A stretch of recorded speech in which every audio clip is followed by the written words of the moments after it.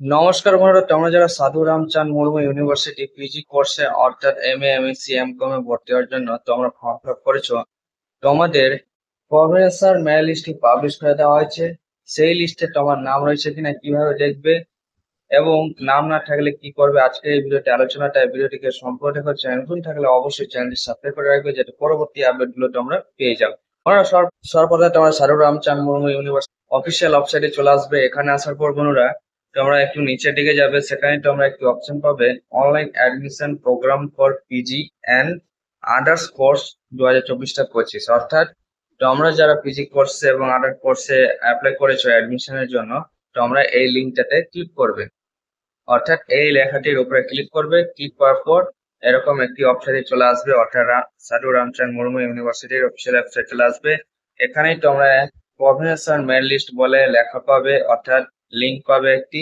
তোমরা এখানে ক্লিক করবে। আর বলি বোনেরা, যাদের নাম থাকবে না এই লিস্টে, তারা অবশ্যই ইউনিভার্সিটির সঙ্গে যোগাযোগ করবে এবং তোমরা এই ইমেলের মাধ্যমে কিন্তু যোগাযোগ করতে পারো।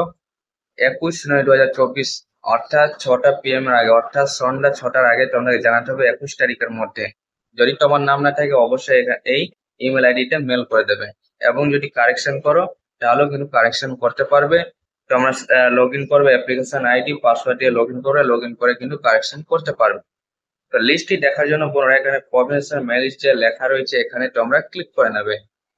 ক্লিক করার পর বন্ধুরা এরকম একটি পেজে চলে আসবে। এখানে আসার পর বন্ধুরা এখানে তোমাকে সিলেক্ট সাবজেক্ট সিলেক্ট করে নিতে হবে। তুমি যে সাবজেক্টে অ্যাপ্লাই করেছো সেই সাবজেক্টটি তুমি সিলেক্ট করবে।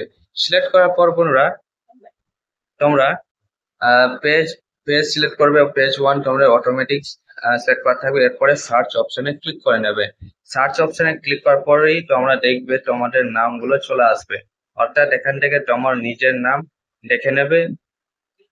যদি তোমাদের মধ্যে কারো নাম না থাকে অবশ্যই ইউনিভার্সিটির সঙ্গে, অর্থাৎ ওই যে ইমেল আইডিটি তোমাদের আগে বললাম সেই ইমেল আইডি দিয়ে তোমরা জানিয়ে দেবে।